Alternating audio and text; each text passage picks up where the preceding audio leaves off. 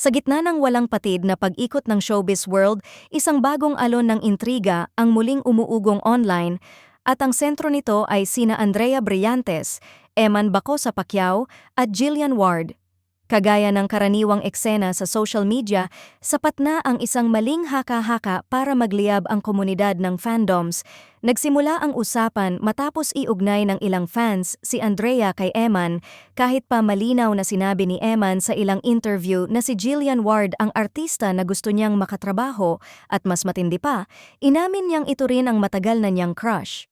Sa halip na matapos na ang usapin doon, mas lalo pang lumawak ang ingay, tila nagpapakitang minsan hindi sapat ang katotohanan para patahimikin ang isang palaisipang gustong-gustong pakainin ng netizens.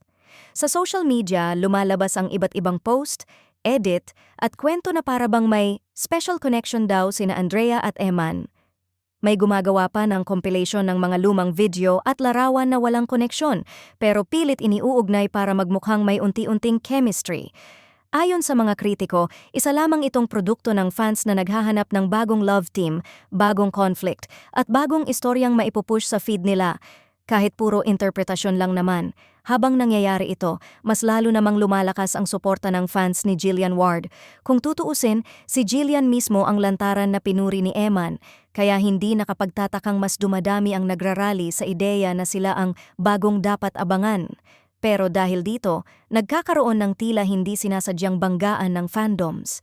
Hindi man personal na nagkakalaban ang mga artista, ang mga fans naman ay nagsisibak ng linya at halos gawing larangan ng tunggalian ang comment sections. Samantala, nananatiling tahimik ang tatlong personalidad. Walang kahit anong pahayag mula kina Andrea, Jillian o Eman tungkol sa mga bagong issue, kaya mas lalo itong nagiging playground para sa mga spekulasyon.